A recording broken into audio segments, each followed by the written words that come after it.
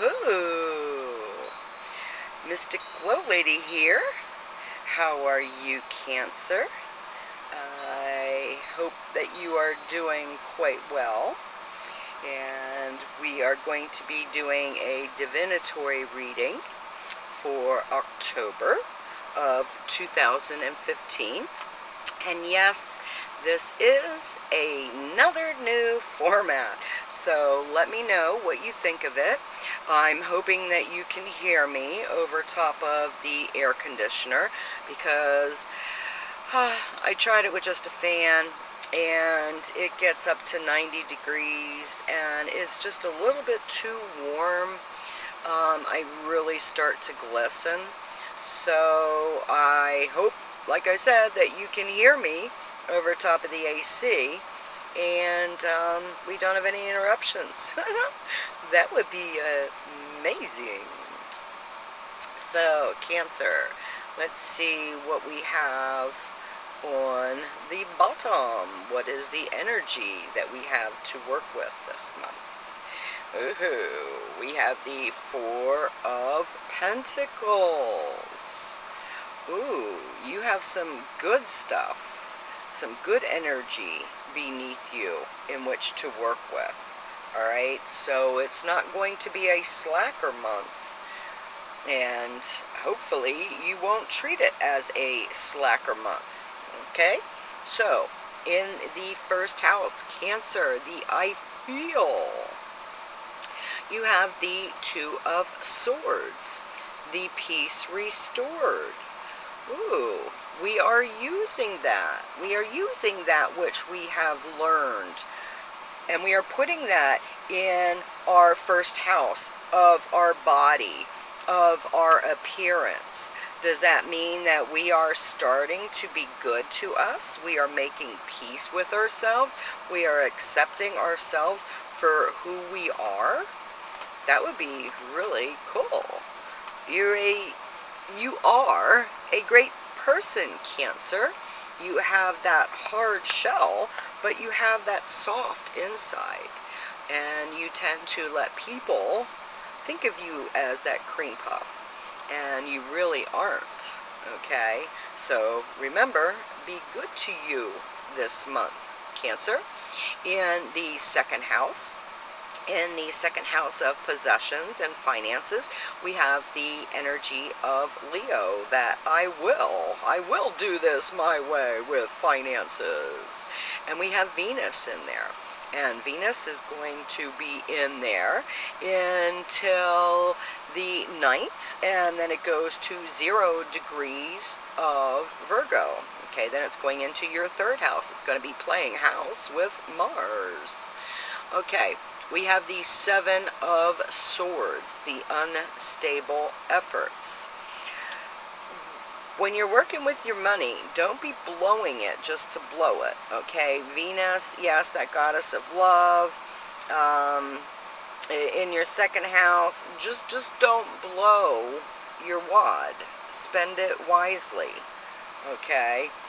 I know you like to spend it however you want to spend it. I will spend it however I want, but you might want to think about where you are spending your money this month. Okay, now in the third house of communications, of short distance travel, you have the energy of Virgo, the I analyze. And with Virgo, you have Jupiter. Jupiter is that multiplying. And as I said, that Mars, that work. Okay, are you working on new communications about short distance travel? Is it a possibility of going on some trips? Is that what you're thinking about? Because you have that King of Pentacles that's in there. Alright? Now, yes, you want to go. You want to take that trip. But can you take it more economically? Okay, that might be what it's trying to say. Now, in your fourth house of home, okay, you have the Libra, the balanced energy in your home. And the sun is shining there.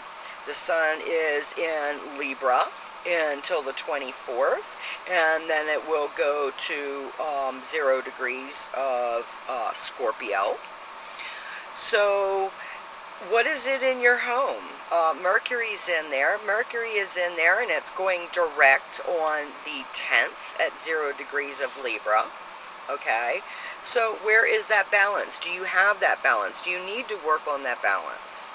Because yes, Mercury's in there communicating, with your home. You have the sun shining down upon you. Okay, now we're going to also, we have the North Node in there.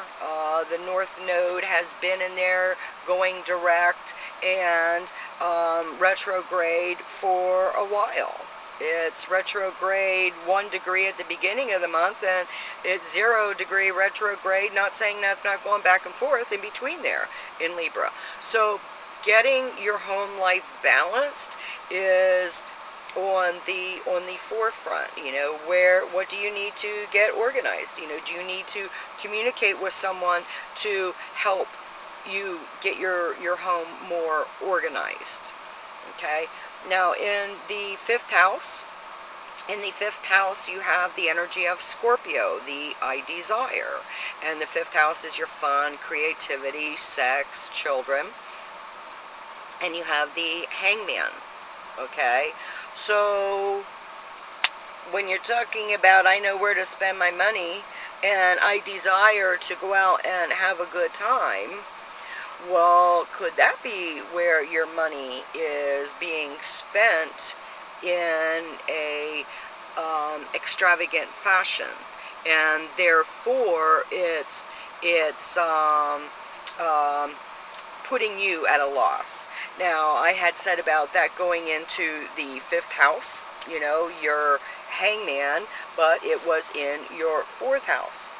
Okay, so in yourself. Okay, what is it in yourself, in your house? All right, in your home. What is that? Could you be giving too much? In your fifth house. In your fifth house, you have that 9. You have the 9 of Cups, the material happiness.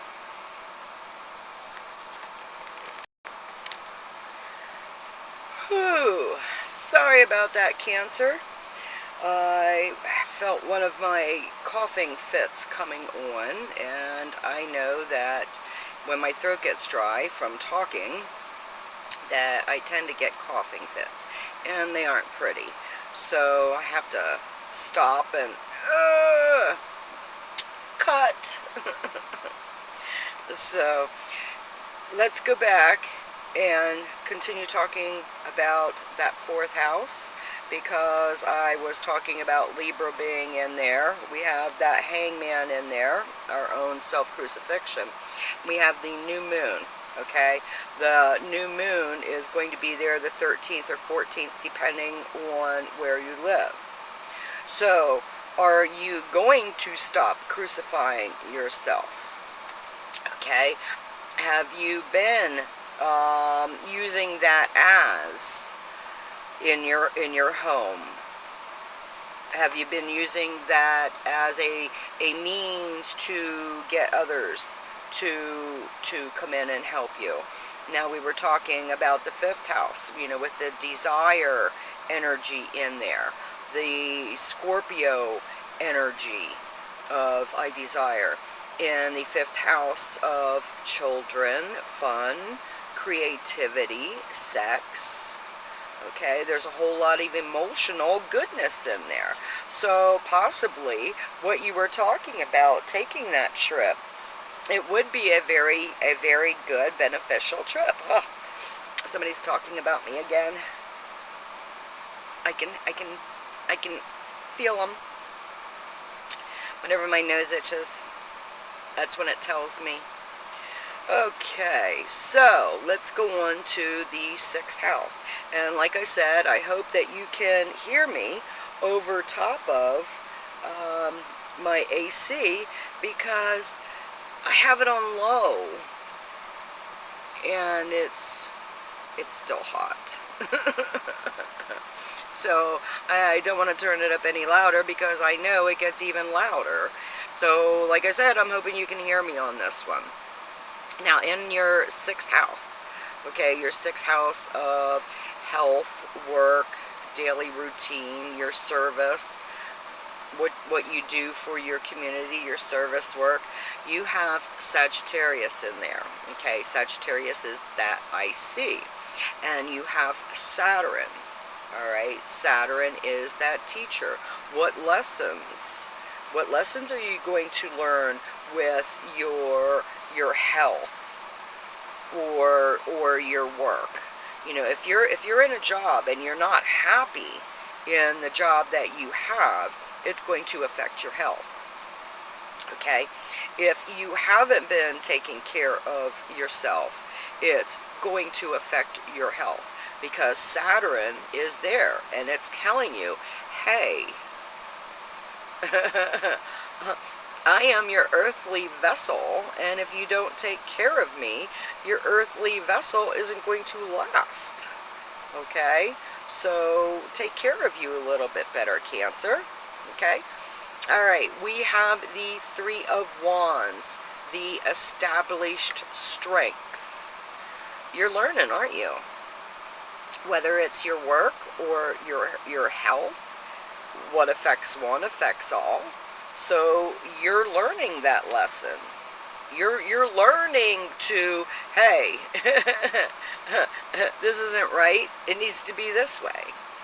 Now, in your 7th house, in your 7th house of relationships, you have the energy of Capricorn, the IUs. You also have Pluto in there, that change, that transformation.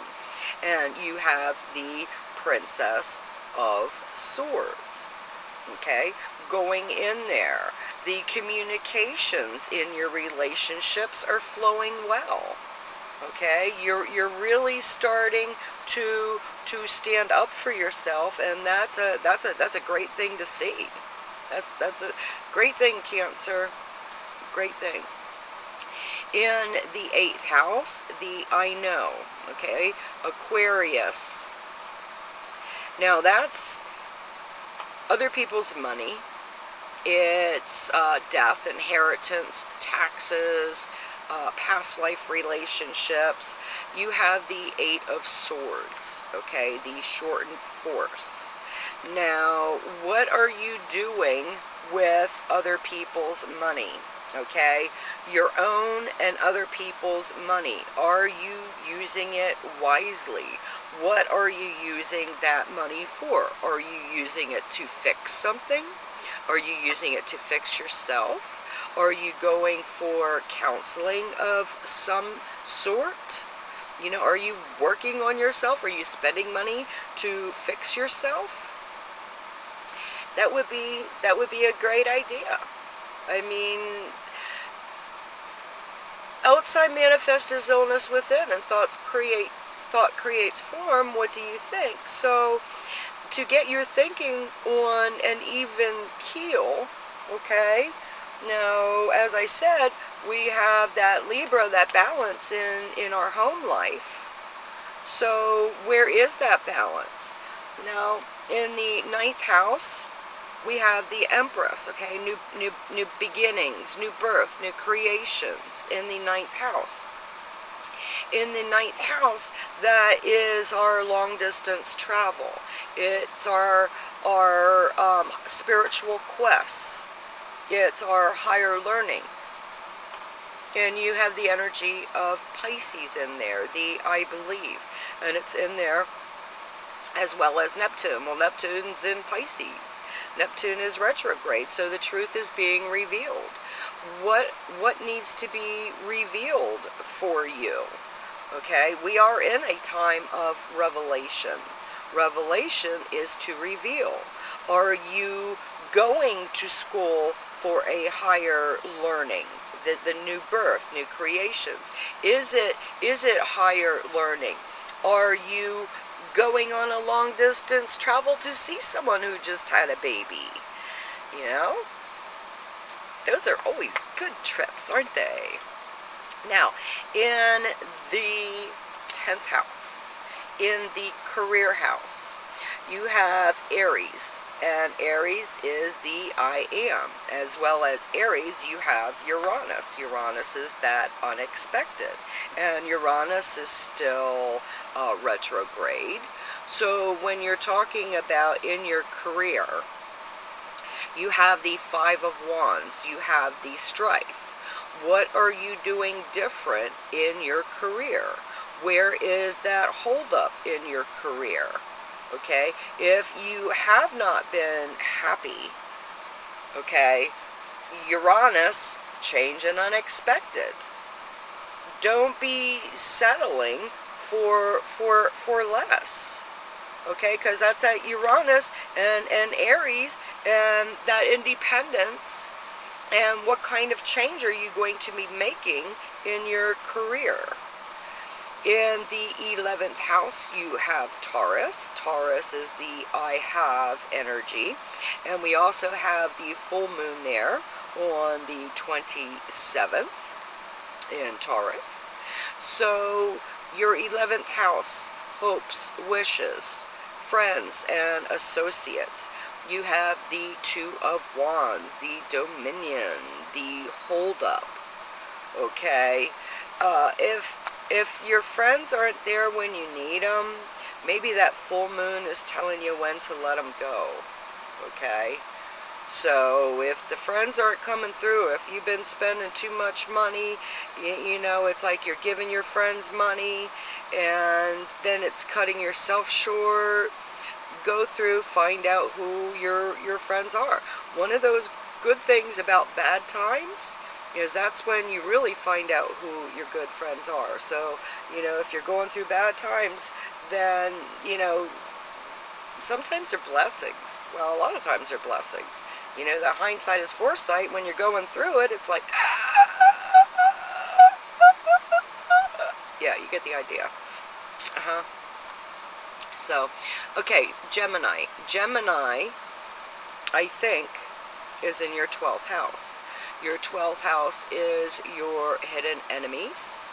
It's secrets, institutions, jail. Okay, and you have the Magician.